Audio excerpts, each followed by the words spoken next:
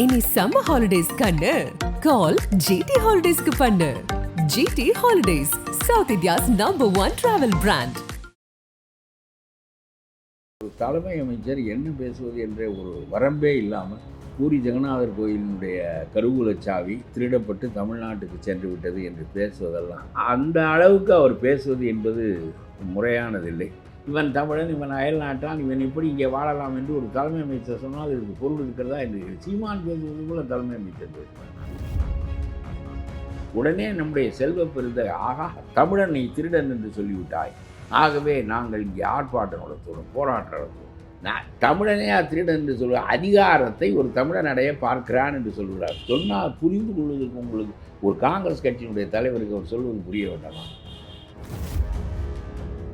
எந்த மனிதனுக்கும் இல்லாத ஆற்றல் தனக்கு இருப்பதாகவும் ஒரு பெரிய காரியத்தை செய்வதற்காக கடவுள் தன்னை தோற்றுவித்ததாகவும் இவையெல்லாம் பொருளற்ற பேச்சுக்கள் ஒரு தலைமை அமைச்சர் பேசக்கூடாது. அவருக்கே ஒன்றும் புரியவில்லை. அவர் சொல்லுகிறார், நான் ஒரு தாய் வழியாக பிறக்கவில்லை என்பதை. தாய் இருக்கிற வரையிலும் கூட நான் தாய் வழியாகத்தான் பிறந்தேன் என்று கருதினேன். தாய் இறந்த பிறகுதான் எனக்கு தெரிந்தது நான் தாய் வழியாக பிறக்கவில்லை என்று. யார் வழியாக அவர் வந்தார்? குதித்தாரா? வானத்திலிருந்து குதித்தாரா? எப்படி பிறந்தார்? இதுல இளங்கோவன் அவர்கள் கொஞ்ச நாளுக்கு முன்னாடி ஒரு கருத்து சொன்னார். ஸ்டாலின் அவர்களுடைய ஆட்சியில் நான் காமராஜரை பார்க்கிறேன், ரொம்ப அநியாயம் அப்படின்ட்டு வந்து அநியாயம் இதை விட அநியாயம். காமராஜர் ஒரு தரம் சமாதியிலே புரண்டு நெளிந்து படுத்திருப்பார். ஆகா, இப்படி ஒரு நிலைமை நமக்கு ஏற்பட்டதே என்று சொல்லி காமராஜரோடு நீ ஸ்டாலினை ஒப்பிடுவதற்கு பதிலாக நீ காமராஜருடைய சிலைக்கு போய் செருப்பு மாலை போடும். செருப்பு மாலை போடுவதை விட படுமோசமானது ஸ்டாலினுடைய ஆட்சியோடு ஒப்பிடுவது. உயர்ந்ததை உயர்ந்ததாக காட்டாமல் உயர்ந்ததையெல்லாம் மட்டமானதோடு காந்தியும் கோட்சேயும் ஒன்று என்று சொல்லு, காமராஜரும் ஸ்டாலினும் ஒன்று என்று சொல்லு. இந்த நாட்டிலே கிறுக்கு பிடித்து விட்டது என்று சொல்லுவோம். உண்மையிலே ஒரு காங்கிரஸ்காரன் காமராஜரின் மீது பற்றுள்ளவர்கள் யாராவது இருந்தால் இவர்கள் இந்த செல்வ பெருந்தகையும் இந்த இளங்கோவனையும் சத்தியமூர்த்தி போல மண்டியிட்டு மன்னிப்பு கேட்க வைக்க வேண்டும். செல்வ பெருந்தகைகள் காங்கிரஸ் இவ்வளவு நாள் கொடுக்குற இடத்துல இருந்தது. ஆனால் இப்போ வாங்குற இடத்துக்கு வந்துட்டோம். நம்ம மீண்டும் கொடுக்குற இடத்துக்கு வர வேண்டும் என்றால் என்ன செய்ய வேண்டும்? நீ அண்ணாமலையை போல் நீ தனி நிலை எடுக்க வேண்டும். நீ 8 பேர் 9 பேர் எம்பி ஆகி எப்படியாவது மந்திரி ஆவதற்கு கிடந்து எல்லாவற்றையும் அடமானம் வைப்பீர்களே, நீங்கள் எப்படி தனி கட்சியாக வருவீர்கள்? வா, come out of DMK alliance. Annamalai நல்ல கிண்டல் அடித்தார். மொத்தமே 10 பேர் தான் இருக்கிறார்கள் என்று.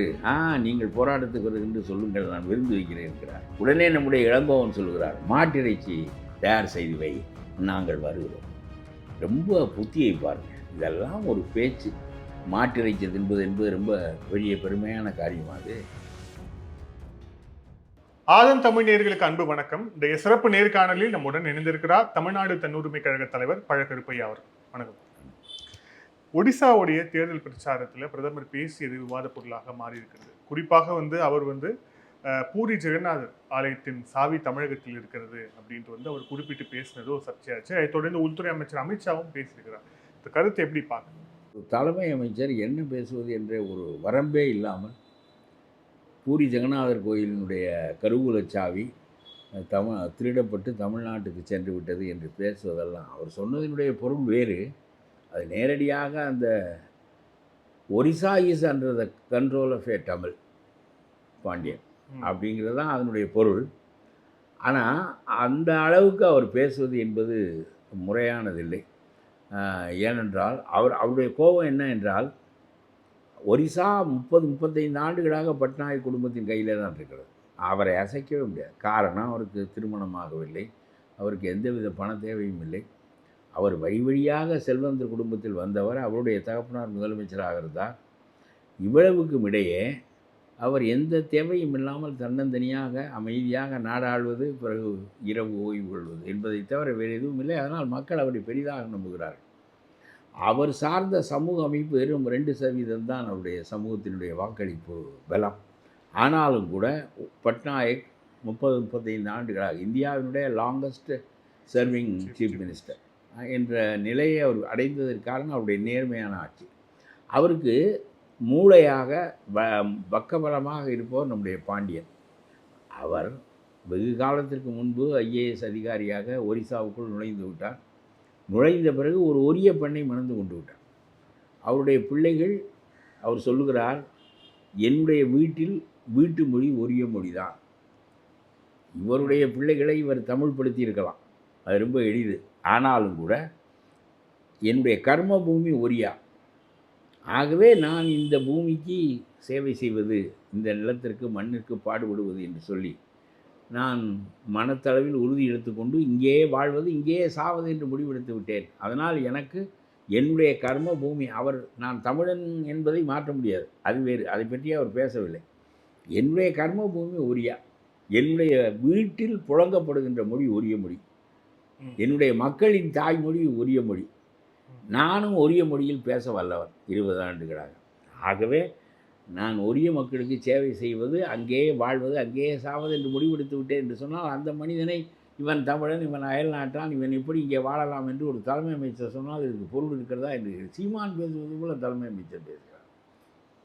அவன் நாயுடு, இவன் ரெட்டியார், இவன் தெலுங்கு பேசுகிறான், அவன் கன்னடம் பேசுகிறான், அவனெல்லாம் தமிழன் இல்லை, இவர்களெல்லாம் ஆள்வதற்கு தகுதியானவர்கள் இல்லை, தமிழ்நாட்டை தமிழன் தான் ஆள வேண்டும். என்ன தமிழன் தான் ஆள வேண்டும் நான் கேட்கிறேன். தமிழன் தான் 50 ஆண்டுகளாக ஆளுகிறவர்கள். ஓபி ராமசாமி ரெட்டியாரை போல யோக்கியனா என்று கேட்கிறான். அவன் தெலுங்கன் ஆளக்கூடாது என்று சொல்கிறான். அவன் தமிழ்நாட்டினுடைய முதலமைச்சராக இருந்தவர். அவனை விட நேர்மையான ஆள் இந்த உலகத்தில் யார் இருக்க முடியும்? ஆகவே இதெல்லாம் பொருளற்ற சீமான் பேசுவது போல் ஒரு தலைமை அமைச்சர் பேசுகிறாரே என்று நான் பார்க்கின்றேன். அதனாலே பூரி ஜெகநாதர் கோயில் தான் இருப்பதிலேயே கருவூலத்தில் நம்முடைய பத்மநாப சாமி கோயில் போல திருவனந்தபுரத்தில் எவ்வளவு செல்வம் இருக்கிறது என்றே தெரியாது. இவையெல்லாம் தமிழ்நாட்டுக்கு போய்விடும் தமிழன் ஆண்டால்.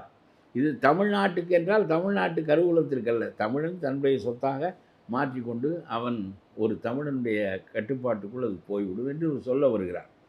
அதனாலே இது அந்த சாவி தமிழ்நாட்டுக்கு போய்விட்டது என்று அவர் சொல்லுகிறார். ஒரு இடக்கரடக்கலாக அவர் சொல்லுகிறார் என்றாலும் அதனுடைய பொருள் அதுதான். ஆனால் அது தேவையில்லை. அது எத்தனையோ ஆண்டுகளாக அந்த சாவி கிடையாது. நீதிமன்றம் இப்பொழுது சொல்லியிருக்கிறது வேறு சாவி போட்டு திறங்கள் என்று. ஆகவே இவருக்கு சாவி இருக்கிற இடம் தெரிந்தால் சொல்ல வேண்டியதானே. இதெல்லாம் என்ன பேச்சென்று தெரியவில்லை உலகத்தில். இதையெல்லாம் அவர் பேசுகிறார். ஒரு பட்நாயக்குக்கு ரொம்ப அடுத்த நிலையில் அவர் இருக்கிறார். பட்நாயக் சிறப்பாக ஆள்வதற்கு பாண்டியனுடைய திட்டங்கள் தான் காரணம் என்று சொல்கிறார். இப்பொழுது அந்த கட்சிக்காக நாடு முழுவதும் போகின்றவர் பாண்டியன் தான். ஒரிய மொழியில் பேசுகிறார், உரிய மக்களுக்காக பேசுகிறார், மலைவாழ் மக்களை எப்படி தூக்கி விடுவது என்பதை பற்றி பேசுகிறார், அவர்களுக்காக திட்டம் வகுக்கிறார். அதையெல்லாம் விட்டு சாவி போய்விட்டது, செல்வம் போய்விடும், தமிழன் ஆள்வதா என்று. அப்புறம் என்ன நான் கேட்கிறேன், தமிழன் ஆள்வதா? தமிழன் ஒரியாவை ஆளக்கூடாது. அப்புறம் ஒன்று செய்வோம், அந்தந்த நாடு தனி நாடு ஒப்புக்கொள்கிறாயா நீ? அப்புறம் நீ என்ன இந்தியன் என்று யார் இருக்கிறார்? நீ குஜராத்தியன், அவன் ஒரியன், நாங்கள் தமிழர்கள், இப்படி எல்லாரும் இருப்பார்கள். இதில் இந்தியன் என்று ஒரு ஆளை காட்டு, 140 கோடி பேரில் ஒரு ஆளை காட்டு. எல்லாரும் யாரோ ஒரு மாநிலம் சார்ந்திருக்கிறார்கள், ஒரு மொழி சார்ந்திருக்கிறார்கள். அந்த மண்ணுக்கே சேவை செய்வதற்காக போய் தன்னுடைய வாழ்க்கையை இளமையிலிருந்து இன்றைக்கு வரையிலும் ஒப்படைத்து கொண்டு விட்ட ஒரு மனிதன் அந்த மக்களின் நலன் குறித்து பேசக்கூடாது என்று சொன்னால் இதெல்லாம் பொருளற்ற பேச்சு. தாமஸ் மன்றோ என்கின்ற மனிதனால் தான் இந்தியாவிலே விவசாயிகள் பெரும் நன்மை பெற்றார். முல்லை பெரியார் அணையை கட்டியவன் ஒரு வெள்ளைக்காரன், அவனுடைய சொந்த சொத்தையும் வைத்து கட்டினான். ஆகவே இவையெல்லாம் பொருளற்ற பேச்சுக்கள். ஒரு தலைமை அமைச்சர் பேசக்கூடாது. அவருக்கே ஒன்றும் புரியவில்லை. அவர் சொல்லுகிறார், நான் ஒரு தாய் வழியாக பிறக்கவில்லை என்பதை. தாய் இருக்கிற வரையிலும் கூட நான் தாய் வழியாகத்தான் பிறந்தேன் என்று கருதினேன். தாய் இறந்த பிறகுதான் எனக்கு தெரிந்தது நான் தாய் வழியாக பிறக்கவில்லை என்று.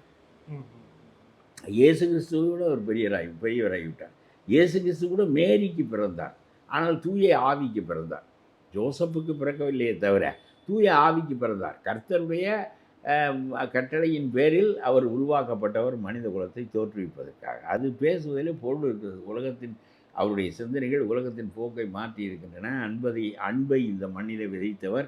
அவர் கூட மேரிக்குத்தான் பிறந்தார், மாட்டுத் தொழுவத்தில் தான் பிறந்தார். என்ன, இவர் தாய்க்கே பிறக்கவில்லை என்று சொல்கிறார். கடவுள் ஒரு எந்த மனிதனுக்கும் இல்லாத ஆற்றல் தனக்கு இருப்பதாகவும், ஒரு பெரிய காரியத்தை செய்வதற்காக கடவுள் தன்னை தோற்றுவித்ததாகவும், ஆனால் அந்த வழியை மட்டும் சொல்லவில்லை. தாய் வழியாக, மேரி வழியாகத்தான் இயேசு பிறந்தார். யார் வழியாக அவர் வந்தார்? குதித்தாரா? வானத்திலிருந்து குதித்தாரா? எப்படி பிறந்தார்? பிறக்கின்ற போதே மோடியாக இந்த தோற்றத்தோடு பிறந்தாரா, இல்லை பிறந்து வளர்ந்தாரா? இதெல்லாம் என்ன பேச்சு? உலகத்தில் இதுவரையிலும் மகாத்மா காந்தி சொல்லவில்லை. சொல்லியிருந்தால் மகாத்மா காந்தி சொல்லியிருக்க வேண்டும். ஏன்னா மனிதர்களில் நம்மை விட கூடுதலான உயரமுடையவர். அதெல்லாம் புத்தன் பிறந்தான், தாய்க்குத்தான் பிறந்தான். வள்ளுவன் பிறந்தான், தாய்க்குத்தான் பிறந்தான். தாய் தகப்பனுக்கு பயாலாஜிக்கலாக நான் பிறக்கவில்லை, ஆண் பெண் கூடி பிறக்கவில்லை என்றே சொல்லுகிறார். பயாலாஜிக்கலாக, உடல் ரீதியாக நான் இதெல்லாம் சொல்ல வேண்டிய கட்டாயம் என்ன இருக்கிறது என்று எனக்கு புரியவில்லை. ரொம்ப இவ்வளவு பெரிய உயரத்தை அடைந்ததை அவளால் தாங்க முடியவில்லை. ஆகவே தான் ஒரு தனித்தன்மை உடைய மனிதன் என்று அவர் கருத வேண்டும் என்று நான் கருதுகிறேன். அதனாலே தான் இது போன்ற உணர்வுகள் எல்லாம் அவர் மேற்கொள்கிறார். ஆக அவர் பேசுவது சரியில்லை. அவரை பற்றி அவர் தமிழனை பாண்டியனை பற்றி அவர் பேசியதனுடைய விளைவு இங்கே அந்த சண்டை நடக்கிறது. உடனே நம்முடைய செல்வ பெருந்தகை ஆகா, அவர் உடனே சொல்லுகிறார், தமிழனை திருடன் என்று சொல்லிவிட்டாய், ஆகவே நாங்கள் இங்கே ஆர்ப்பாட்டம் நடத்தணும், போராட்டம் நடத்தணும். அவர் தமிழனே திருடன் என்று சொல்கிறார். அதிகாரத்தை ஒரு தமிழன் அடைய பார்க்கிறான் என்று சொல்கிறார். சொன்னால் புரிந்து கொள்வதற்கு உங்களுக்கு ஒரு காங்கிரஸ் கட்சியினுடைய தலைவருக்கு அவர் சொல்வது புரிய வேண்டாமா? பாண்டியன் பணத்தை எல்லாம் திருடி பேங்கில் இருந்தோ கோயிலில் இருந்தோ அதல்ல. ஒரிசாவினுடைய அதிகார கடவுள் பூரி ஜெகநாதர். அதனுடைய சாவியை பாண்டியன் கையில் என்றால் அதிகாரம் பாண்டியன் கைக்கு வருகிறது என்பதுதான் பொருள். ஒரியாவை தமிழன் எதற்கு ஆள வேண்டும்? நான் எங்களுடைய கட்சியில் உள்ள ஒரியன் ஆளட்டும் என்று அவர் விரும்புகிறார். இவர் சொல்கிறார், தமிழனையெல்லாம் திருடன் என்று சொல்லிவிட்டதாகவா அதற்கு பொருள்? தமிழன் ஒருவன் அதிகாரத்தை கைப்பற்ற முயலுகின்றான், அதை ஒரியன் தான் கைப்பற்ற வேண்டும் என்பது அவருடைய பார்வை. சீமான் பார்வையைப் போல் நம்முடைய பிரதம மந்திரி பார்க்கிறார். இதெல்லாம் குறைவான அறிவுடைய பார்வைகளே தவிர அதற்கு உடனே தமிழனையெல்லாம் திருடன் என்று சொல்லிவிட்டார், ஆகவே நான் ஆர்ப்பாட்டம் நடத்துகிறேன் என்று இவர் சொல்ல என்னென்ன தமிழர்களே திருடர்கள் என தமிழர்களே தான் திருடர்கள் தான். இந்த ஆட்சியில் 50 ஆண்டு காலமாக இருக்கிறவர்களெல்லாம் பரம யோக்கியர்களா? திருடன் திருடி கொண்டிருக்கிறான், திருடன் அல்லாதவன் ஏமாந்து கொண்டிருக்கிறான், தமிழனிலே எல்லா வகையும் இருக்கிறான். நான் கேட்கிறேன், திருடன் ஆளுகிறவர்களெல்லாம் என்ன கொஞ்சம் நஞ்சமாக அடிக்கிறார்கள், கொஞ்சம் நஞ்சமாக அடிக்கிறார்கள். அது ஒரு பக்கம் கிடக்கட்டும். தமிழர்களெல்லாம் திருடர்கள் என்று அவர் ஒன்றும் சொல்லவில்லை. பாண்டியன் இன்னொரு மண்ணிலே பிறந்து இந்த மண்ணிலே ஆள வர பார்க்கிறார், அதிகார அபகரிப்பு என்று அவர் நினைக்கிறார். அதுவே நல்ல பார்வையில்லை. நல்ல விவாதம் இந்த மண்ணிலே தோன்ற வேண்டும் என்று சொன்னால் அவன் சொல்ல வேண்டும், இந்தியனாக பிறந்த ஒருவன் ஆளுகிறான். ஏன் அயல்நாட்டான் தான் ஆண்டால் என்ன, ஆளவில்லையா? இந்தியன் போய் இங்கிலாந்தை ஆளலாம், இந்திய பெண்மணி துணை ஜனாதிபதியாக இருக்கலாம். குளோபலைஸ்டு வேர்ல்டில் எங்கு வேண்டுமானாலும் யார் வேண்டுமானாலும் குடிமக்களாகி கொஞ்ச காலத்திற்கு பிறகு தேர்தலில் நின்று ஆட்சிக்கு வரலாம் என்கின்ற அளவுக்கு அறிவு வளர்ந்தும் இருக்கின்ற ஒரு காலகட்டத்தில் அவன் யோக்கியனா, ஆட்சி திறமை உடையவனா இல்லையா என்பதுதான் விவாதமாக இருக்க வேண்டும். அதையெல்லாம் விட்டுவிட்டு ஒரு தமிழ் முதலமைச்சர் சொல்கிறார், தமிழனை கேவலப்படுத்தி விட்டார்கள் என்று. அது நம்ம செல்வ பெருந்தகை அதற்கு மேல் அறிவாளி. இதெல்லாம் ஒரே தரமான அறிவாளிகள். இவர் அதுக்கு மேல் சொல்லுகிறார், அதுக்காக நாங்கள் போராட்டம் நடத்துவோம். அவர் அண்ணாமலை நல்ல கிண்டல் அடித்தார். மொத்தமே 10 பேர் தான் இருக்கிறார்கள் என்று. நீங்கள் போராட்டத்துக்கு வருகின்ற சொல்லுங்கள், நான் விருந்து வைக்கிறேன் என்கிறார். மொத்தம் எண்ணிக்கையே 10 பேர் தான் என்று அவர் நக்கல் அடிக்கிறார். உடனே நம்முடைய இளங்கோவன் சொல்கிறார், மாட்டிறைச்சி தயார் செய்து வை, நாங்கள் வருகிறோம். ரொம்ப புத்தியை பாருங்கள். இதெல்லாம் ஒரு பேச்சு. மாட்டிறைச்சி என்பது ரொம்ப பெரிய பெருமையான காரியமாகுது. ஒரு மனிதனுக்காக உழைக்கின்ற மாடு, மனிதனுக்காக பால் தருகின்ற பசு, மனிதனுக்காக நிலத்தை உழுகின்ற மாடு, பாரவண்டி எடுக்கின்ற மாடு, அதை மனிதன் அதனுடைய முதுமையில் பராமரிக்க கடமைப்பட்டவனே தவிர அதை போய் அடித்து கொன்று கசாப்பாக்கி சாப்பிடுவது என்பது ரொம்ப அநாகரிகமான புத்தி என்று நான் சொல்கிறேன். இதை திராவிடர் கழகத்துக்காரர்கள் பெரிய விழாவாக கொண்டாடுவார்கள், பெரிய அறிவு செம்மல்கள். மாட்டுக்கறி தின்கிறேன். மனிதனுடைய அடிப்படை அறிவு மாட்டை அவர்கள் செய்யாததற்கு காரணம், அது பாரவண்டி எடுக்கிறது, நமக்காக உழைக்கிறது, உழுகிறது என்பதனாலே தானே. அப்புறம் பசு நமக்கு பால் தருகிறது, 2ஆம் தாயாக இருக்கிறது. வள்ளுவன் பசுவை 2 இடத்துல போட்டியிருக்கான் திருக்குறள். ஆவிற்கு நீரென்று இறப்பினும். பசுமாட்டுக்காக கூட தண்ணீர் என்று பிறரிடம் போய் பிச்சை எடுக்கக்கூடாது, கையேந்தி எடுக்கக்கூடாது என்று சொன்னால் அவன் ஆவை அவ்வளோ பெரிய உயரத்தில் வைத்துப்பார். இதெல்லாம் மனித தன்மை. நீ சென்று தொலை, இந்த அசிங்கத்தை செய்வதை பெருமையாக வேறு என்ன பறைசாற்றுகிறாய் என்று கேட்கிறேன். மாட்டுக்கறி செய்தி வை, நான் வருகிறேன் என்று. ஆகவே இது ஒரு இந்திய அளவில் செய்தியாக கொண்டு போகப்படும். இவர்களெல்லாம் வேறு ஒழுங்காக பேசினால் இது செய்தியாகாது. அரசியல் விவாதம் என்பதே இங்கே இல்லை. மாட்டுக்கறி திங்கலாமா, ஆட்டுக்கறி திங்கலாமா, இது தமிழனை திருடன் என்று சொல்லிவிட்டான், என்ன திருடன் என்று சொல்லிவிட்டான், பாண்டியன் ஆளக்கூடாது என்று சொல்கிறான். அதற்கு பதில் சொல். இந்தியனாக பிறந்தவன் இந்தியாவின் எந்த மாநிலத்தை எந்த மக்களை ஆண்டாலும் அவனை தேர்வு செய்கின்ற மக்கள் முடிவு செய்ய வேண்டுமே தவிர நீ என்ன முடிவு செய்கிறாய் என்று கேள். விவாதம் பண்ண உனக்கு தெரிகிறதா ஒரு முதலமைச்சராக இருக்கின்ற ஒரு ஆளுக்கு? அதை விட்டுவிட்டு தமிழனை திருடன் என்று சொல்லிவிட்டார்கள், வாருங்கள் எல்லோரும் தமிழர்களை வெகுண்டெழுங்கள் என்று சொன்னால் என்ன பொருள் என்று கேட்கிறேன். இதிலே நாம் செய்ய வேண்டிய விவாதம் என்ன என்றால், தமிழன் ஒரியாவை ஆளலாமா கூடாதா? அவ்வளவுக்கு அவன் அந்த மண்ணுக்கு தொண்டு செய்திருந்தால் அவன் ஒரிய பெண்ணை மணந்து கொண்டிருக்கிறான், ஒரிய குடும்பமாக ஆகிவிட்டான், ஏறத்தாழ தன்னை ஒரியனாகவே மாற்றி கொண்டு விட்டான். இந்த கர்ம பூமியிலே தான் சாவேன், நான் எந்த மண்ணுக்காக எந்த மக்களுக்காக உழைக்கின்றேனோ அந்த மண்ணிலே சாவேன் என்று சொல்லுகின்றவன் அந்த நாட்டை ஆள்வதற்கு தகுதி உடையவனா இல்லையா என்பதை அந்த மக்கள் முடிவு செய்யட்டும் என்று சொல்வதற்கு பதிலாக இவன் எங்களை திருடன் என்று சொல்லிவிட்டான், எனக்கு மாட்டுக்கறி சமைத்து வை என்று ஆகாத பேச்சு பேசி, இப்படியே சீமான் போலத்தான் தமிழ்நாட்டினுடைய விவாத அரங்கு இருக்கிறது. ஒரு அறிவோடு ஒருவரும் பேசுவதில்லை. மக்கள் அவர்கள் நாளாசிரி துயரங்களில் வாழ்கிறவர்கள். அவர்களுக்கு சரியான விவாத முறைகளை எது முன்வைக்கப்பட வேண்டுமோ அவருடைய பார்வைக்கு அதை செய்வதற்கு இந்த நாட்டில் தகுதி இல்லை. அதை விட்டு ஆகாத பேச்சுக்களை இவர்கள் பேசி கொண்டிருக்கிறார்கள். ஆகவே நான் இதில் மோடிக்கு சொல்ல விரும்புகின்ற செய்தி, நீ இந்தியன் என்கிறாய், பாரத மாதா என்கிறாய். பாரத மாதாவின் நான் சொல்லுகிறேன் பாரத மாதா என்று ஒரு மாதா கிடையாது என்று. நான் தமிழ் தாக்கி பிறந்தேன், அவன் ஒரிய தாக்கி பிறந்தான், கலிங்க தாக்கி பிறந்தான், இன்னொரு நங்க தாக்கி பிறந்தான். ஆகவே இந்திய தாக்கி பிறந்தவன் என்று ஒருவனும் இல்லை. இந்தியன் என்று ஒரே ஒரு மனிதன் கூட 140 கோடியில் இல்லை. ஆகவே இந்திய தாய் என்பது நீங்களாக உருவாக்கி கொண்டது. அதுவும் வெள்ளைக்காரன் காலத்தில், சுதந்திர போராட்ட காலத்தில் நீங்களாக நாம் எல்லோரும் நம்முடைய மொழி, பண்பாடு, அடிப்படை, இன உணர்வு எல்லாவற்றையும் விட்டுவிட்டு பாரத மாதாவின் புத்திரர்களாக ஆக வேண்டும் என்று இந்த பாரதி பாடி தொலைத்தான். பாரத மாதா திருப்பள்ளி எழுச்சி என்று அந்த பாட்டே தமிழனுடைய சிந்தனைக்கு, வங்காளியின் சிந்தனைக்கு, ஒரிய சிந்தனைக்கு எதிரானது. நான் சொல்கிறேன், மோடி பேசுவதே பாரதியினுடைய சிந்தனைக்கு எதிரானது தான். நீயும் பாரதியை பெரிதாக போற்றினாயே. நான் சொல்கிறேன், பாரத தாக்கி பிறந்தவன் தானே அவன், பாரத மண்ணிலே ஒரு பகுதியை ஆளட்டும். உன் கருத்துப்படி. என் கருத்துப்படி பாரத மாதா கிடையாது. ஒரு மனிதன் ஒரு யோனியில் தான் பிறக்க முடியும். நான் தமிழ் தாக்கி பிறந்தவன், அவன் ஒரிய தாக்கி பிறந்தவன், இவன் வங்கத்தாக்கி பிறந்தவன், அப்படித்தான் உண்டு. பாரத தாக்கி பிறந்தவன் யாரும் கிடையாது, மோடி உட்பட. அவர் குஜராத் தாக்கி பிறந்தவர்.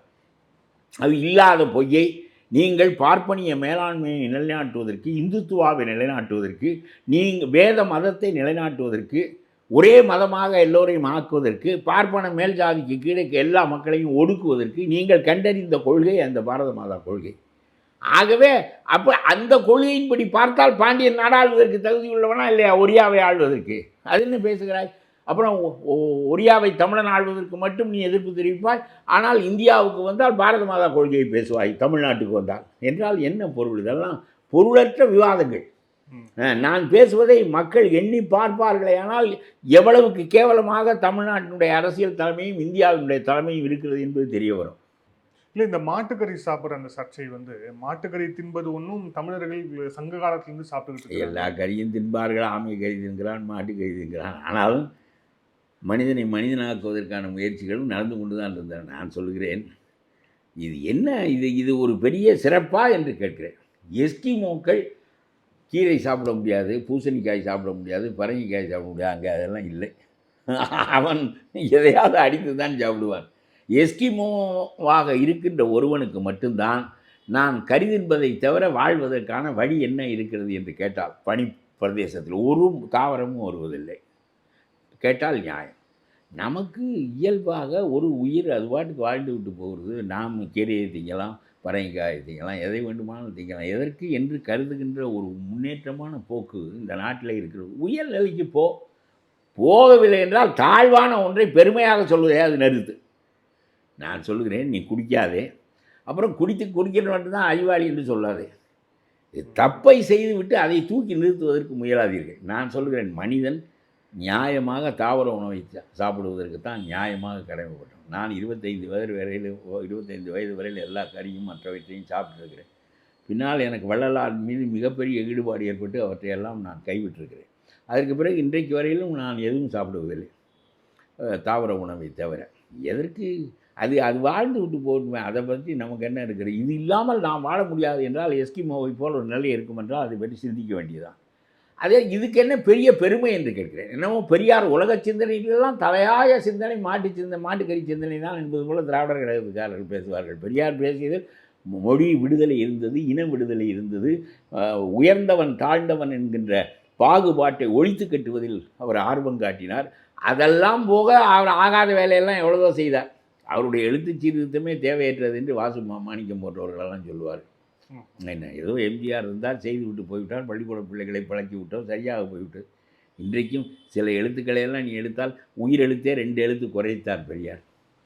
அப்புறம் உயிரெழுத்து தொல்காப்பியன் உண்டாக்கிய உயிரெழுத்து 12, அதில் அவ்வண்ணாவை எடுக்கிறீர்கள், ஐயண்ணாவை எடுக்கிறீர்கள், 10 எழுத்தாக ஆக்குகிறீர்கள், நீங்கள் யார் என்று கேட்டவுடனே எம்ஜிஆர் அது மட்டும் வைத்துக்கொள்ளும். அப்புறம் என்ன, அப்புறம் கவ்வண்ணாவை வைத்துக்கொள், எல்லாவற்றையும் வைத்துக்கொள், இன்னும் அதற்கு எவ்வளவோ இருக்கிற தனியாக பேசுவோம். நான் என்ன சொல்கிறேன், இது போன்றவற்றையெல்லாம் பெரியார் நிறைய செய்வார். ஆனால் அதல்ல பெரியார். பெரியார் அவர் ஒரு பிறப்புக்கு ஒரு அரும்பணி ஆற்றியிருக்கிறார். அது தமிழனுக்கு ஏற்றம் தந்தது, அவனை சுயமரியாதை கொள்ள வைத்தது, இந்தியை எதிர்த்து நின்றது, தமிழுக்கு ஏற்றம் தந்தது, இன உணர்வை புகுத்தியது. இதெல்லாம் பெரிய சங்கதி. ஒருவன் ஜாதியின் வழியாக மேல் கீழ் என்று புகுத்திய பாகுபாட்டை அறுத்தடித்தது. இப்பொழுது மீண்டும் நீ நம்முடைய அடையாளம் மாற்றிறைச்சி தின்பது என்று கருதுகிறாய் என்றால் திருக்குறளில் மாற்றிறைச்சி தின்பதை பற்றி என்ன பேசுகிறார் திருவள்ளுவர்? பேசு. எல்லாவற்றுக்கும் திருக்குறள் அடையாளம், மற்றவற்றுக்கு மட்டும் இளங்கோவன் அடையாளம், மாற்றிறைச்சி அடையாளம். உயர்ந்ததை பேசுவோம், கடைப்பிடிக்க முடியவில்லை என்றால் ஒரு நாளைக்காவது உயர்வை அடைவோம். உயர்ந்ததைத்தான் பொதுவெளியில் பேச வேண்டும். அதுக்காக பொய் தான் உலகத்தின் மூலதனமாக இருக்க முடியும் என்று பேசுவதில் பொருள் இல்லை. அதனால் இந்த மாட்டுக்கறி அசிங்கமாக இருக்கிறது. அவர் இந்த இளங்கோ இந்த ஸ்டாலினுக்கு என்னமோ ஒரு கடமைப்பட்டிருக்கிறார், என்ன ஆனார் என்று இந்த இளங்கோவன் தெரியவில்லை. அதனால் இந்த ஈரோட்டில் ஒரு 200-300 கோடி ரூபாய் செலவழித்து இவரை வரக்கூடாத, இவர் என்ன எம்பியாவெல்லாம் இருந்தவர். இந்த காங்கிரஸை பாருங்கள் எவ்வளவு கேவலமாக போய்விட்டது என்று. அது அடைந்திருக்க வேண்டும். அண்ணாமலை செய்த முயற்சியை காங்கிரஸ் செய்திருக்க வேண்டும். 50 ஆண்டுகளுக்கு முன்னால் செய்திருக்க வேண்டும். 67 காமராஜர் ஆட்சியை விட்டு இறங்கினார், 71 தோற்றார். அதற்கு பிறகு காங்கிரஸ் தன்னுடைய தனித்தன்மையை நிலைநாட்டி கொண்டு அதை முயன்றிருப்பார். ஆனால் பாரதிய ஜனதா கட்சியெல்லாம் பிறந்தே இருக்காது. பாரதிய ஜனதா கட்சி 50 ஆண்டுகளாக இருக்கிறது, 100 ஆண்டுகளாக இருக்கிறது. ஆனால் அது மேல்பிடிக்க முடியவில்லை. இப்பொழுது சொல்லுகிறார் அண்ணாமலை, நாங்கள் 2 டிஜிட்டில் வாக்கு பெற்று விடுவோம். 2 டிஜிட் என்பது 10, 10 2 டிஜிட் தான், 80 2 டிஜிட் தான். நீ 80% அதான் 10% வாக்கு வாங்குவதை சொல்லுகிறேன். இந்த 10% வாக்கு வாங்குவதற்கு எத்தனை ஆயிரம் கோடி செலவு, எவ்வளவு அளப்பறை, நீ பேசிய பேச்சு கிளத்தடை, இவையெல்லாம் பொருளற்றவை. ஆனால் 10 பேருக்கு நான் விருந்த தயாரித்து வச்சுக்கிறேன், வெறும் ரசித்தேன். மொத்தம் 10 பேர் தான் இருக்கேன் காங்கிரஸில். என்ன போராட்டம் என்று சொன்னால் இவன் தான் வருவேன். அதனால அந்த மாட்டிறைச்சி சாப்பிட்றதுங்க ஒரு நீண்ட விவாதமாக போகுது. அது நாம் தமிழர் தீக்காலாம் அது ஒரு விழாவாகவே கொண்டாடுறாங்க, எல்லாம் கொண்டாடுவார்கள். பன்னிக்கறி சாப்பிடுவதை சொல்லுவார்கள், நபிகள் நாயம் பன்றி சாப்பிடக்கூடாது என்பார், உடல்நல கேடுக்காக சொல்லுவார் அவர். ஆனால் நான் சொல்லுகிறேன், எதற்கு நம்முடைய நாட்டில் நமக்கு தாவர உணவு கிடைக்கின்ற போது எதற்காக சாப்பிட வேண்டும்? அது ஹார்ட் அட்டாக் வருவதற்கே இந்த கறி சாப்பிடுவது தான் பெரிய காரணம். ஆட்டுக்கறியும் மாட்டுக்கறியும் பெரிய காரணம் ஹார்ட் அட்டாக் வருவதற்கு. அதெல்லாம் புரிவதில்லை. அது போட்டும், தப்பானதை முன்னிறுத்தாதீர்கள். நான் சொல்லுகிறேன், நான் மாட்டுக்கறி சாப்பிடுவது மோசமானது, ஆட்டுக்கறி சாப்பிடுவது மோசம், அதெல்லாம் அல்ல. என்ன, தமிழன் எவ்வளவு அறிவோடு சிந்தித்தான் பாருங்கள் மாட்டுக்கறியை சாப்பிடக்கூடாது என்று. ஏனென்றால் பசுவை காளையெல்லாம் கொல்லக்கூடாது, அதையெல்லாம் கடவுளுக்கு உரியதாக ஆக்கினான். பாருங்கள், எத்தனையோவற்றை அவன் கடவுளோடு மயிலை அடித்து கொண்டு சாப்பிட்டு விடுவான், மயில் கறி சிறந்தது என்று முருகனோடு தொடர்புபடுத்தினான். என்ன, முருகனுக்கு மயிலில் தான் போவார், அவர் ஏரோப்ளேனில் போக மாட்டார். முருகன் அது மயிலை கொண்டு போய் அவரோடு தொடர்புபடுத்தினான். காக்கை இயல்பாக வாழ்கிற இது சனியோடு தொடர்புபடுத்தினான். எல்லாவற்றையும், ஒவ்வொரு பறவையையும் ஒவ்வொரு விலங்கையும் ஒவ்வொருவோடு தொடர்புபடுத்தியதற்கு மிகப்பெரிய காரணம் இந்த இரக்க உணர்வு தான். அதையெல்லாம் விட்டு இதை பெருமையாக ஏன் சொல்லுகிறீர்கள்? மாட்டுக்கறி சாப்பிடுகிறாய் சாப்பிடு, பன்றிக்கறி சாப்பிடுகிறாய் சாப்பிடு, இதில் என்ன பெருமை நான் கேட்குறேன். அந்த உயிர்கள் வாழ்ந்தால் என்ன, உனக்கு என்ன நட்டம் வந்தது? வேறு எந்த ஒன்றாலும் உன்னை காப்பாற்றி கொள்ள முடியாதா?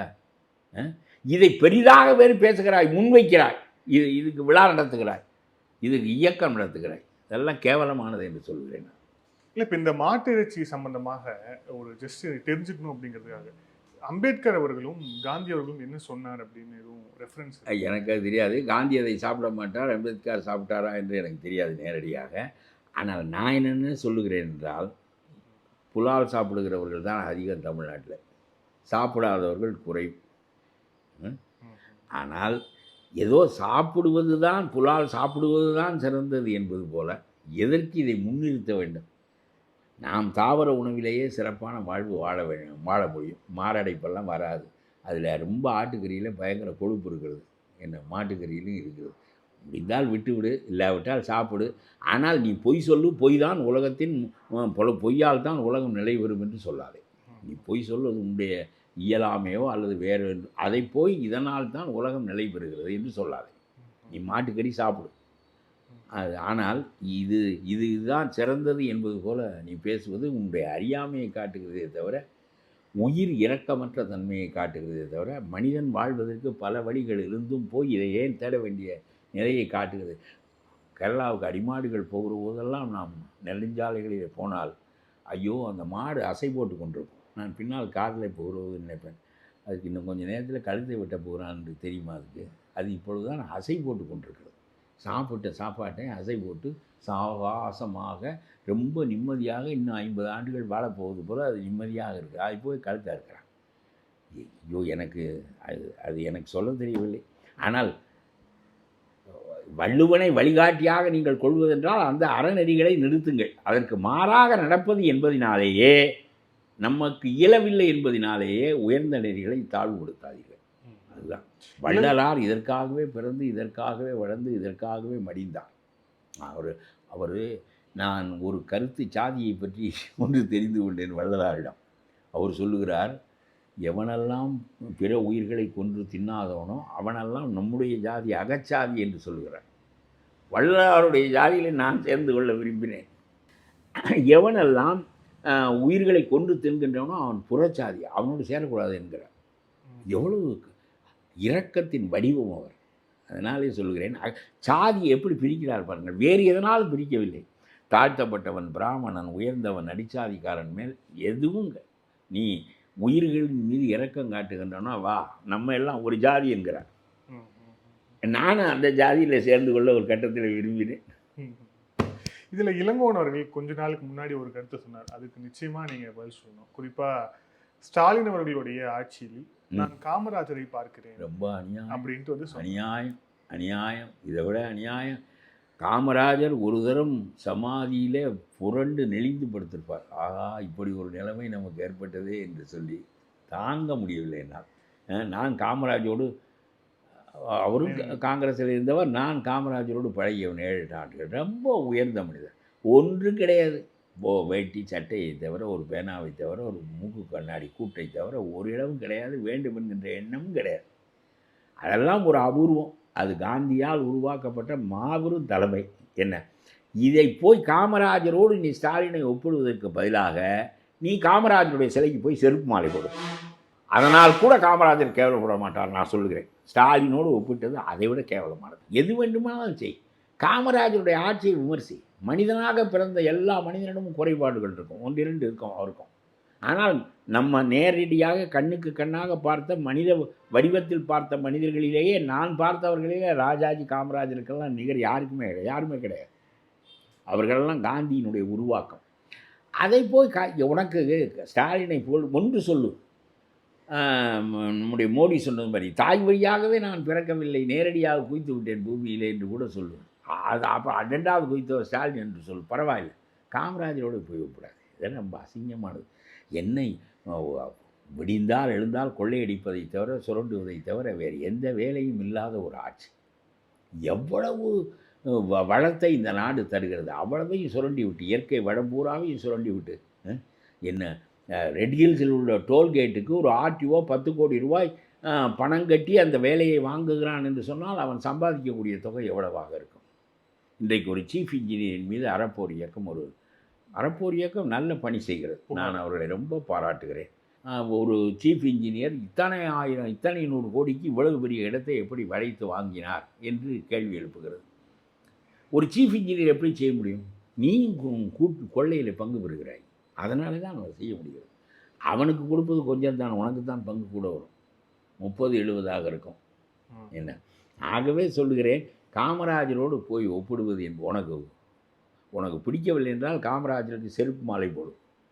நான் அந்த பொருளிலே சொல்லவில்லை. செருப்பு மாலை போடுவதை விட படுமோசமானது ஸ்டாலினுடைய ஆட்சியோடு ஒப்பிடுவது. உயர்ந்ததை உயர்ந்ததாக காட்டாமல் உயர்ந்ததையெல்லாம் மட்டமானதோடு காந்தியும் கோட்சேயும் ஒன்று என்று சொல்லு, காமராஜரும் ஸ்டாலினும் ஒன்று என்று சொல்லு, இந்த நாட்டிலே கிறுக்கு பிடித்து விட்டது என்று சொல்வார். உண்மையிலே ஒரு காங்கிரஸ்காரன் காமராஜரின் மீது பற்றுள்ளவர்கள் யாராவது இருந்தால் இவர்கள் இந்த செல்வ பெருந்தகையும் இந்த இளங்கோவனையும் சத்தியமூர்த்தி முறையில் மண்டியிட்டு மன்னிப்பு கேட்க வைக்க வேண்டும். நீ யாரையும் புகழ்ந்து கொள். காமராஜரை விட சிறந்த ஆள், காந்தியை விட சிறந்த ஆள் ஸ்டாலின், போ சொல்லு உனக்கு விருப்பம் என்றான். இந்த காமராஜரை கூட போய் ஒப்பிட்டு காமராஜரோடு சிறந்த காந்தி, நான் சொல்லுகிறேன், ஒரு பேச்சுக்கு சொல்கிறேன். இதெல்லாம் விட கேவலமானது என்ன இருக்கிறது உங்களுடைய அரசியல் நடத்துவதற்கு? இது எவ்வளவு ஈவிகே பெரியாருடைய குடும்பத்தில் பிறந்து ஈவிகே சம்பத்தினுடைய மகனாக வளர்ந்து கடைசியில் போய் காமராஜர் ஆட்சி தான் ஸ்டாலின் ஆட்சி, ஸ்டாலின் ஆட்சி தான் காமராஜர் ஆட்சி என்று சொன்னால் என்ன பொருள் இருக்கிறது? எல்லாவற்றிலும் நாம் என்ன செய்ய போகிறோம்? ஒருவனுக்கும் இந்த சொத்தை கொண்டு போக முடியுமா என்ற அடிப்படை அறிவே எவனுக்கும் கிடையாது. இதில் ஒரு இடம், நாம் கட்டிய மாளிகையிலே நம்மை வைப்பானா, சமாதி வைப்பானா? எனக்கு தெரிய நபிகள் மட்டும்தான் ஆயிஷாவின் வீட்டிலே சமாதி வைக்கப்பட்டார். அதற்கு பிறகு வந்த நபிகள் வைக்கப்பட்டார்கள். அதில் ஒரு நபி வைக்கப்படவில்லை. ஆகவே நான் சொல்லுகிறேன், நீ கட்டிய பங்களாவிலேயே உன்னை சமாதி வைக்க மாட்டார்கள். ஊருக்கு புறத்தே கொண்டு போய் எரிவார்கள். அழுகி போய்விட்டாய் என்று சொல்வார்கள், வீசி கிடக்கிறது என்று சொல்வார்கள், பிணம் நாள்கிறது, ஒரு நாளைக்கு மேல் வைத்து கொள்ள முடியாது என்று சொல்வார்கள். நம்முடைய முதலமைச்சர் மாண்புமிகு முதலமைச்சர் செத்தார் என்று சொல்ல மாட்டார்கள், பிணம் சீக்கிரம் தூக்கு என்று சொல்வார்கள். எந்த அடிப்படை அறிவாவது நமக்கு வேண்டாமா? எவ்வளோ பணம் கொள்ளையாக அடிக்கிறீர்கள், அடித்து என்ன பண்ண போகிறீர்கள்? கொஞ்ச நாளைக்கு அந்த அதிகாரத்திற்கு பணம் பயன்படும். அப்புறம் ஒரு நாள் என்ன நோய் வரும், எந்த வயதில் சாவோம், எது தெரியும் நமக்கு? என்ன தெரியும்? நாம் பிறந்தது தெரியுமா? இறக்கப் போவது தெரியுமா? ஆணாக பிறந்தது தெரியுமா? பெண்ணாக பிறப்பது தெரியுமா? நாம் எப்படி முதுமையடைய போகிறோம் என்று தெரியுமா? கொடிய நோய்கள் நம்ம எப்படி ஆட்கொள்ளப் போகின்றன என்று தெரியுமா? என்றைக்கு நாம் காலையிலே எழுந்திருக்காமல் போவோம் காலை செய்தித்தாளை படிப்பதற்கு என்று தெரியுமா? அறிவு வேண்டாமா? 1,00,000 கோடி, 50,000 கோடி, 60,000 கோடி, துபாயில் வீடு, அங்கே வீடு, இங்கே வீடு, எந்த வீடு இருந்தாலும் கடைசியில் நம்மை கொண்டு போய் கிருஷ்ணாம்பேட்டையில் வைப்பான். அப்புறம் எல்லாரும் எரித்த சுடலையிலே தான் எரிப்பான். அப்புறம் நம்மை பற்றிய மறந்து போவான். இதுதான் உலகத்தினுடைய போக்கு. அதிகாரம் கிடைத்தது என்று சொன்னால் நல்லது செய்வதற்கு வாய்ப்பு இருந்து செய்தீர்கள் என்றால் உங்களுடைய பிறப்பு பயன்பெறும். அசோகன் அப்படி பெரும்புகழ் பெற்றான். ரொம்ப சிறந்த மனிதர்கள் இந்தியாவை 37 ஏறத்தாழ 67 வரையில் ஆண்டார்கள். ஆக இதையெல்லாம் பார்த்து புரிந்து கொண்டால் புரிந்து கொள்ளுங்கள், புரிந்து கொள்ளாவிட்டால் தொலையுங்கள். ஆனால் உங்களுடைய ஆட்சி காலத்தில் வாழ்கின்ற காரணத்தினாலே நாங்களும் சேர்ந்து துன்பப்படுகிறோம். ஒரு நீதி கிடையாது, ஒரு நியாயம் கிடையாது. இது மேக்னா கார்ட்டா 1200 ஒரு மன்னன் தன்னை ஆட்படுத்தி கொண்டான், நானும் சட்டத்திற்கு கட்டுப்படுகிறேன் என்று. அதனாலே தான் அது மேக்னா கார்ட்டா வரலாற்றில் பெருசாக போடப்படுகிறது. ஒரு இங்கிலாந்து மன்னன், அவன் நான் வைத்தது தான் சட்டம் என்று சொன்னான். எல்லோரும் நெருக்கடி கொடுத்து மன்னனை பணிய வைத்து விட்டார்கள். அப்புறம் சொன்னான், நான் ஐ எம் நாட் எபவ் தி லா, நானும் சட்டத்திற்கு கட்டுப்படுவேன் என்று சொல்லி சட்டமே பெரியது என்ற ஒரு நிலையை ஏற்படுத்தினார்கள். 800 ஆண்டுகளுக்கு பின்பு படிப்படியாக வளர்ந்து அது இன்றைக்கு லாலஸ் லா. இந்த குண்டாஸ் யாருக்கு போடுகிறாய்? எவனுக்கு போட வேண்டும்? என்ன அரசியலில் உன்னை விமர்சித்ததற்காக குண்டாஸ் போடுகிறாயா? உன்னை விமர்சிப்பதற்கே ஆள் இல்லை. தங்கமணி செய்தாராம் இந்த மின்சார கொள்ளை, அவர் மீது நடவடிக்கை எடு என்று ரொம்ப பாலகிருஷ்ணன் பாய்கிறார். அவர் ஆட்சியை விட்டு போய் விவகாரமாகிவிட்டு தங்கமணியை உள்ளவை. இந்த 4 பேர் 1000 கோடி 2000 கோடி 10,000 கோடி அடித்தவனெல்லாம் தெருவிளக்கில் தூக்கில் போடுவது என்று முடிவு செய்துவிட்டால் அரசாங்கம் நம்ம சவுதி அரேபியா மாதிரி செய்ய வேண்டும். சவுதி அரேபியாவில் ஒரு மன்னர் குடும்பத்தை சேர்ந்த ஒருவன் தவறு செய்து விட்டான், அவனை நடுத்தருவிலை கொண்டு வந்து தூக்கில் போட்டார்கள், மக்களெல்லாம் கூடி இருக்கின்ற போது. அது மாதிரி சாதாரண மனிதன் செத்து போனால் சிறையில் தூக்கு போடும். அரசியல்வாதியில் அட்டூழியம் பண்ணி அவனை தூக்கு போட வேண்டும் என்றால் நடுத்தருவில் தூக்கு போடும். முசோலினியை போட்டது போல. அப்போ தான் மாறும். ரொம்ப கேவலமாக இன்னும் 10-20 ஆண்டுகள் வாழப்போகின்றோம். மாலை பொழுதுக்கு வந்து விட்டோம். ஆனால் இது வாழ்வாகவே தெரியவில்லை. இந்த நாட்டில் எனக்கெல்லாம் சிங்கப்பூர் மாதிரி ஒரு நாடு தான் என்னுடைய கனவு நாடு. எவ்வளோ ராத்திரி 12 மணிக்கு ஒரு பெண் போகலாம்? ஒரு அதிகாரியும் சட்டத்தில் குறுக்கிட மாட்டான். சீனன் தான் ஆள வேண்டும் என்றில்லை, தமிழன் ஜனாதிபதி ஆவான். 50% of the politicians are criminals, 50% of the parliamentarians are criminals என்று சிங்கப்பூர் தலைமை அமைச்சர் சொன்னார். கோபம் வந்தது மோடிக்கு. உடனே கண்டனம் தெரிவிக்கிறார்கள். அதான உண்மை. அப்புறம் யார் டிஆர் பாலு, அப்புறம் யார் ஆவண்ணா ராஜா, யார் இவர்களெல்லாம்? 13,000 பேர் சொன்ன சிஸ்டம் இஸ் ராங். ஆகவே இதை ஒழுங்குபடுத்துவதற்கு இங்கே அறிவுடைய எந்த மனிதனும் வரவில்லை. வர வர தாழ்ந்து தாழ்ந்து இளங்கோவன் மட்டத்திற்கு, செல்வ பெருந்தகை மட்டத்திற்கு, நம்முடைய சீமான் மட்டத்திற்கு இந்த அரசியல் போய்விட்டது. இதுதான் நிலைமை. இதில் இப்போ செல்வ பெருந்தகை இன்னொன்னும் சொன்னார். அதாவது காங்கிரஸ் இவ்வளவு நாள் கொடுக்குற இடத்துல இருந்தது, ஆனால் இப்போ வாங்குற இடத்துக்கு வந்துட்டோம், நம்ம மீண்டும் கொடுக்குற இடத்துக்கு வர வேண்டும் என்றால் என்ன செய்ய வேண்டும்? நீ அண்ணாமலையை போல் நீ தனி நிலை எடுக்க வேண்டும். நீ 8 பேர் 9 பேர் எம்பி ஆகி எப்படியாவது மந்திரி ஆவதற்கு கிடந்து எல்லாவற்றையும் அடமானம் வைப்பீர்களே, நீங்கள் எப்படி தனி கட்சியாக வருவீர்கள்? வா, come out of DMK alliance, வா, வெளியே வா, வந்து பேசு. நான் பேசுவதை நீ பேச வேண்டும். நீ பேசாததினால்தான் நான் பேசுகிறேன். நான் பேசுவது யாருக்கும் கேட்பதில்லை. நீ ஒரு கட்சியிலே, ஒரு பெரிய கட்சியில் இருக்கிறாய், நீ பேசினால் கேட்கும். வெளியே வந்து பேசு. 50 ஆண்டுகளாக இந்த சிதம்பரம், திருநாவுக்கரசு, இந்த மாதிரி மனிதர்கள் தானே நாசப்படுத்தினீர்கள் காங்கிரஸை. நீங்கள் 10 பேர் 8 பேர் எம்பி ஆக வேண்டும், அங்கே எப்படியும் அரசாங்கம் அமைப்பார்கள், நாம் மந்திரியாக ஆகிவிடுவோம் என்பதற்காகத்தானே நீங்கள் இந்த காங்கிரஸை அடமானம் வைத்தீர்கள். இப்பொழுது புதிதாக புத்தி வந்திருக்கிறதால் வந்தது நல்லது, வெளியே வா. திமுக விட்டு வெளியே வா. இப்பொழுதே பேசு. நடந்து முடிந்ததெல்லாம் நடந்து முடிந்தவையாக இருக்கட்டும். இனிமேல் இந்த பாழாய் போன திமுகவோடு என்ன கூட்டு என்று பேச வேண்டிய காலத்தில் காமராஜருக்கு சமமான ஸ்டாலின் என்று பேசுகிறீர்களே, அறிவு இருக்கிறதா? இந்த காங்கிரஸ் வளருமா? காமராஜருடைய ஆட்சியை ஸ்டாலின் தருகிறார் என்றால் ஏன் இந்த ஆட்சியை மாற்ற வேண்டும் என்று கேட்கிறேன். எந்த நேரத்திலாவது சுய சிந்தனை வராதா உங்களுக்கு? காமராஜர் ஆட்சியை ஸ்டாலின் தருகிறார் என்றால் காமராஜர் இல்லை, அதை தருவதற்கு ஸ்டாலின் இருக்கிறார். இவருடைய ஆட்சியை நீடிக்க வேண்டியதானே? அப்புறம் என்ன காங்கிரஸ் ஆட்சிக்கு வர வேண்டும் என்று சொல்ல? இப்படி முரணாக பேசுகிறோம் என்று கூட உங்களுக்கு புரியாதா என்று கேட்கிறேன். ஏருக்கு மாறாக பேசுகிறோம். ஒரு பக்கம் ஸ்டாலினை காமராஜ் என்பது, இன்னொரு பக்கம் தனி கட்சி ஆட்சி வைப்போம், எங்களிடம் சீட்டுக்கு வர வேண்டும். வா, அது நல்ல சிந்தனை. நான் இதை எத்தனையோ ஆண்டுகளாக சொல்லிக் கொண்டிருக்கிறேன். நீங்கள் 10 பேர் சேர்ந்து தான் காங்கிரஸை அழித்து விட்டீர்கள். காங்கிரஸ் பல தவறுகளை செய்தது, பல ஒழுங்குகளை ஏற்படுத்தி கொண்டது. காங்கிரஸ் எல்லா சிறப்புகளையும் குறைபாடுகளையும் உடைய இயல்பான கட்சி. நம்முடைய பிஜேபி மாதிரி பிடித்த பிடியில் நின்று கொண்டு இந்த மாதிரியெல்லாம் எந்த தலைவரும், ஜவஹர்லால் நேரு கூட நான் மானத்திலிருந்து குதித்தேன் என்று சொன்னதில்லை. என்ன இந்த நேர்காணல் இறுதியான கேள்வி, ஆளுநர் சம்பந்தமாக மீண்டும் ஒரு விவாதம் கிளம்பி இருக்கிறது. என்ன ஆளுநருக்கு ஒரு புத்தியும் இருக்காதா? எப்பொழுது பார்த்தாலும் திருக்குறளிலே கைவிக்கிறார். நான் சொல்லு, உனக்கு திருக்குறள் தெரியாது. திருவள்ளுவர் காலத்தில் பௌத்தமும் சமணமும் ஓங்கி நின்றது. பௌத்த தாக்கமும் சமண தாக்கமும் தான் திருக்குறளே அதிகமாக இருக்கிறது என்று சொல்வார்கள். சைவ சமயம் ஊதி பூசி இருக்கிறாய். எனக்கு கூட அந்த அழைப்பு வந்தது, தெரியாமல் அனுப்பிவிட்டார்கள் என்று நினைக்கிறேன். இல்லை, கொரியர்காரன் தப்பாக கொண்டு வந்து என்னுடைய வீட்டில் போட்டானா என்று எனக்கு தெரியாது. ஊதி பூசி இருக்கிறாய். சைவ சமயமே 5ஆம் நூற்றாண்டிலே தான் தோன்றியது. அப்புறம் திருக்குறள் கருத்துக்களை வாங்கி கொண்டு தான் சைவ சமயம் தன்னை மேம்படுத்தி கொள்கிறது. அது ஒன்று. அப்புறம் காவி உடை கருத்து. காவி ஆர்எஸ்எஸ் உடை. விபூதி இவருடைய சைவத்தினுடைய அடையாளம். அப்புறம் நீ என்னமோ நட்சத்திரமெல்லாம் பார்த்து ஒரு பிறந்த நாளை கொண்டாடுகிறாய். ஏதோ நல்லதோ கெட்டதோ ஒரு அரசாங்கத்தில் திருவள்ளுவர் நாள் என்று ஒரு நாளை உண்டாக்கியிருக்கிறார்கள். ஏனென்றால் தமிழ்நாட்டினுடைய முகமே திருவள்ளுவர் தான். பொங்கலுக்கு அடுத்த நாளோ என்னமோ திருவள்ளுவர் நாள் என்று வைத்திருக்கிறார்கள். ஒரு அரசாங்கம் ஏதாவது ஒன்றை வைக்க வேண்டுமா இல்லையா? ஒன்று தை என்று வை, இல்லை மாசி என்று வை, ஏதாவது ஒன்றை வைத்து எல்லாரும் ஏற்றுக்கொள்ள வேண்டும். நாம் திருவள்ளுவரை பார்த்ததில்லை. திருவள்ளுவருடைய முகமெல்லாம் கற்பனையான முகம்தான். இயேசுவினுடைய முகமே இது இல்லையே. ஆகவே யாருடைய நபிகள் மட்டும் என் முகத்தை வரையக்கூடாதுன்னு சொல்லிவிட்டார், அவர்தானே தவிர. ஆகவே இதெல்லாம் நமக்கு ஒரு ஞாபகத்துக்கு இதெல்லாம் தேவைப்படுகிறது. ஒரு சிலை தேவைப்படுகிறது, ஒரு உருவம் தேவைப்படுகிறது, ஒரு நாள் தேவைப்படுகிறது. சரி, நல்ல வேளை மோசமான கோட்சே நாளை வைக்காமல் காந்தி நாளை வைப்பது சிறந்தது. ஆகவே திருவள்ளுவர் நாளை போற்றுவது எதனால் என்றால், ஒரு ஞாபகத்துக்காவது நல்ல மனிதனை கொண்டாடினால் நல்ல விஷயம் ஒன்றை கொண்டாட மாட்டோமா என்கின்ற அடிப்படையில் தான். ஆகவே அதுக்கு அரசு வைத்திருக்கிற நாளையே எடுத்து கொண்டு விட்டு போகலாம். அதை விட்டு கவர்னர் சும்மா புதிதாக ஒரு நாள், இவருக்கு இந்த திமுக இதில் தான் உயிர் வாழ்கிறது என்று நினைக்கிறார். திமுக அல்லாத எங்களை போன்ற எத்தனையோ ஆயிரக்கணக்கான பேர் இருக்கிறோம்.